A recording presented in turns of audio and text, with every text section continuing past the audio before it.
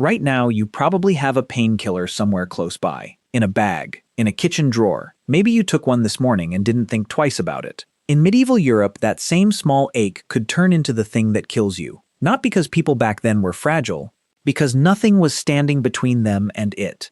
So let's actually do this properly. Not a list of medieval facts. One single day, sunrise to sunset. And by the end, you'll understand exactly how many separate things had to go right just to make it to dinner, let alone to see 40. Dawn. You wake up on a straw mattress, in one room, with your whole family, and probably a goat. The fire's been burning all night because it's the only heat you've got, so the air is thick with smoke. Historians have found that lung damage from a lifetime of breathing wood smoke shows up in skeletons almost as often as damage from hard labor. You're thirsty. You walk to the well, or the stream, and you drink straight from it. There's no way to know what's in that water.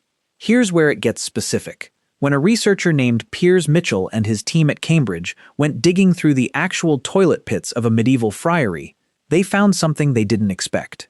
The monks, men with proper latrines and hand-washing basins, nicer sanitation than most peasants ever had, were almost twice as likely to be carrying intestinal worms as the ordinary townspeople living around them. Roundworm, whipworm. Some of it likely came from using human waste to fertilize their vegetable gardens.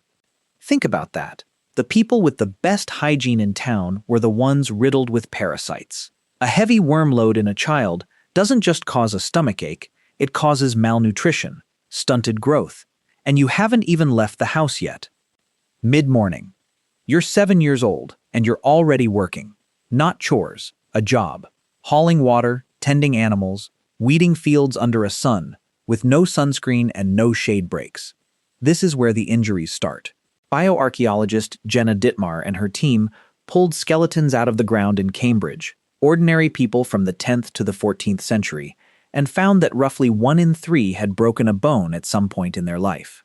Not a clean break that healed in a cast, a break that was splinted with wood and cloth if you were lucky, and left to heal however it healed.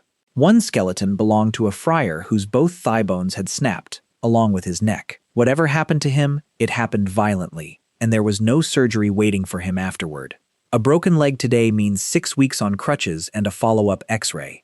Back then, it could mean walking with a limp for the rest of your life, if you walked at all. Midday. Finally, food. Bread, mostly. And this is where the next danger hides, right inside your own mouth. Cavities weren't fixed. They spread into the jaw, then into the bloodstream, because there was no antibiotic to stop an infection once it started. A study of 190 skeletons from a London graveyard called St. Mary Grace's, people buried between 1350 and 1538, found that the ones with gum disease and rotten teeth consistently died younger than the ones without. Historians studying medieval dental extractions have also estimated that a real share of medieval deaths trace back to tooth infections that were never treated, or were made worse by rough, unsterile pulling with metal forceps and zero pain relief. A toothache, the same thing you'd fix with a 20-minute dentist visit and a card swipe. It could take your life. But bread itself wasn't always safe either. A bad harvest meant flour cut with whatever grain was left, sometimes moldy rye, and eating enough of it could poison you slowly, causing hallucinations, seizures, even gangrene in your fingers and toes. Nobody knew why. It just happened some years, and not others. Afternoon? And this is where your body starts keeping score in a way you can actually see, hundreds of years later. In 2005, a researcher named Amin and his team in Bern, Switzerland, X-rayed the shin bones of 112 people who'd lived sometime between the 8th and 15th centuries. They were looking for faint lines that show up when a growing child's body hits a period of real crisis. Starvation, a bad fever, a harvest that failed, and growth just stops for a while, then starts again once the crisis passes. Picture a specific kid, maybe 7 or 8 years old, living through a winter where the grain ran out early. Their body doesn't grow that season. It's using every last bit of energy just to keep them alive. Then spring comes, food comes back, and growth picks back up, leaving a permanent line inside the bone, like a tree ring, marking the year their body chose survival over growing. When Amin's team checked, 80% of the medieval skeletons had at least one of these lines. When they checked living people today, only 20% did. Most medieval kids hit this around age 2, and again somewhere between 8 and 12. 4 out of 5 of them had a year where their body simply stopped building itself. Evening. If there's a woman in the house who's pregnant, tonight might be the night. Historians who've studied birth records and skeletal remains put the risk of dying in childbirth somewhere around 1 to 1.5% per birth in the medieval and early modern periods. That sounds small until you remember most women went through it 5 or 6 times in their life. Do the math across a lifetime of pregnancies, and some estimates put a married woman's overall risk of eventually dying from childbirth as high as 1 in 20. Today, in the same countries, that number is a tiny fraction of 1%. It's not even close. Night. You bank the fire because you have to. It's your only light, your only heat, and your only way to cook tomorrow's food. But a bell rings across the village, telling everyone to cover their flames before bed. The custom is so serious it has its own name, couvre-feu, cover fire, which is where we get the word curfew. Here's why it mattered so much. Your roof is thatch, your walls are wood and dried mud.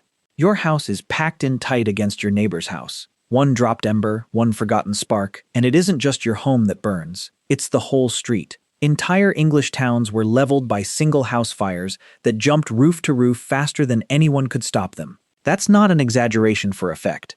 It's recorded over and over in town after town. So you put the fire out, and now you're in the dark, in the cold, hoping nobody in the house is coughing too hard, hoping the bread wasn't bad, hoping the well water doesn't catch up with you in a few days. Here's what all of this adds up to. It was never one big danger. It was that every single stage of an ordinary day, waking up, drinking water, going to work, eating lunch, growing up, having a baby, going to sleep, carried a real chance of ending things. And none of those chances would touch you today. Not because you're stronger, because something already exists to catch almost every one of them before it becomes fatal. A filter on your tap, a vaccine you got as a baby, a dentist chair, a fire code, an epidural and a monitor in a delivery room. You've been walking around inside a kind of invisible scaffolding your entire life, one built by other people, mostly people you'll never know existed, and it's been standing so long you've stopped noticing it's even there. So maybe the real question isn't whether you'd survive a day in medieval times. Maybe it's how many days you've already survived without realizing anything was ever trying to kill you.